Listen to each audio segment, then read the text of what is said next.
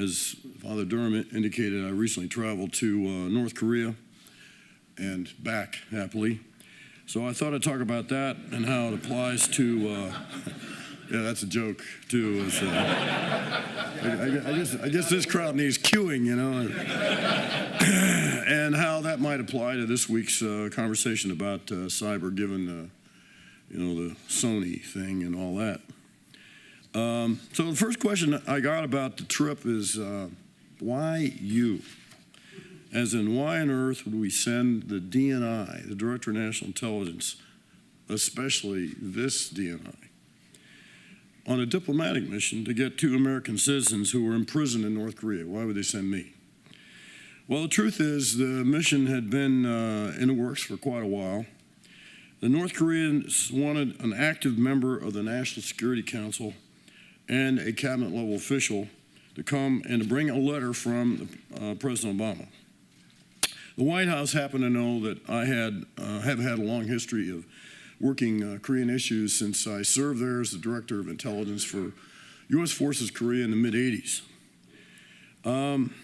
So the White House put my name forward to the DPRK, the Democratic Republic of Korea, as they call themselves, government in Pyongyang. And I think we were all surprised to include me when they agreed. Anyway, that's how I was picked to go. Actually, I thought the New York Times actually had a better explanation, and I'm quoting, gruff, blunt speaking, and seen by many as a throwback to the Cold War. An unlikely diplomat, but perfect for the North Koreans. Actually, that's the nicest thing the New York Times has ever said about me. So back to the weekend trip I took, which was exactly 2 months ago today. We flew into Pyongyang, the capital city, on Friday evening, the 7th of November, and the first thing that struck me was how dark the city and the airport were, just completely dark. We damaged a tire on the plane while taxiing because of the poor construction of the taxiways and runways at Sunan Airport. Then when I saw the city on Saturday, I was expecting to see drab clothes and lack of modern tools, people walking to get around, people sweeping and doing labor, other similar mundane labor, laborious jobs. And those expectations were met, at least what I saw of downtown Pyongyang. And I was also struck, though, and it was kind of creepy, about how impassive everyone was. They didn't show any emotion, didn't stop to greet each other, did not hello, didn't see anyone conversing or laughing. They were just going about their business, going wherever they were going. It was almost automaton-like, so kind of eerie. And the plight of the citizens of Pyongyang stood in some contrast to the dinner I had the previous night, the Friday night on the 7th, a very elaborate 12-course Korean meal. And having spent time in Korea, I've considered myself somewhat of a connoisseur of Korean food, and it was one of the best Korean meals I've ever had. Unfortunately, the company was not as pleasurable. My dinner host was General Kim, was a 4-star general in charge of the Reconnaissance General Bureau, the RGB, who is the organization responsible for overseeing the attack against Sony. Anyway, RGB is an amalgam of special operations and intelligence resources. General Kim claimed to me that he was my North Korean counterpart. But anyway, so they do overseas intelligence collection to include and cyber operations. He's just a couple of years younger than I, had to, of course, communicate through a translator who was a North Korean with spoke fluent English, but with a British accent, which was kind of strange to me. Anyway, he spent most of the meal berating me about American aggressors and what terrible people we were, and we all said the same thing. And he said basically the North Korea was under siege by its closest neighbors, who of course were supported, aided, and abetted by the United States. He just got kind of louder and louder. kept leaning towards me, pointing his finger at my chest and saying the U.S. and South Korean exercise were the provocation of war. And of course, not being a diplomat, my reaction was to lean back across the table and point my finger at his chest and respond that shelling South Korean islands wasn't the most diplomatic course of action they could take either. This has kind of connoted the whole evening's conversation. Remembering, of course, my purpose was to secure the release of our two imprisoned citizens.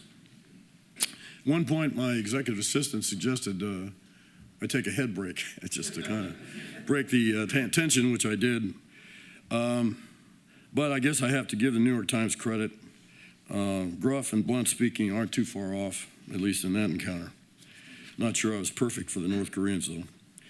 Anyway, at the end of the evening, I did present General Kim with a letter from President Obama, which they were highly desirous of. The letter didn't say much other than designate me as his envoy, and that releasing our two citizens would be viewed as a positive gesture. Saturday, the next day, that was the end of the evening. Next day, was kind of nerve-wracking because we weren't sure, I wasn't at least, whether or not we were actually going to get our two citizens back or not. We kind of waited around the state guest house all morning. About 11 o'clock in the morning, Saturday, an emissary from the Minister of State Security showed up to announce that the DPRK government had demoted me. They no longer considered me a presidential envoy, and accordingly that they could not guarantee my safety and security in the city of Pyongyang because the citizens of Pyongyang had learned that I was there and that my only purpose was to secure the release of our two criminals. Thanks, So we waited around, and about just hung out. And it's not like you can go hail a cab and, go drive around Pyongyang. They're kind of under their control. So about 3 o'clock that afternoon, this same Minister of State Security emissary came back and said, you got 20 minutes to hustle, gather up your luggage, check out of this place. We're leaving. Into the vehicles downtown to a hotel in Pyongyang. And we're ushered into a conference room there and sat through a interesting amnesty granting ceremony, I guess I'd call it, in which the Minister of State Security, who'd met me the night before, showed up and read this proclamation from Kim Jong-un, the Supreme Leader. But the main point was, and that was the first time I had seen our two citizens who were still in their prison garb. Anyway, they were turned over to us, got them out of their change of clothes, back in the vehicles, out to the airport, and took off.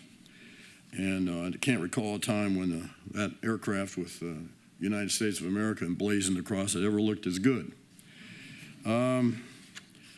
Anyway, some tense moments, but we got them back. Next day, which was our second Saturday, having crossed the date line, we landed at McCord Air Force Base in near Seattle, Washington, and I went up the cockpit and watched the two family reunions, which was very gratifying and very emotional. And the whole thing was, kind of all worth it right then.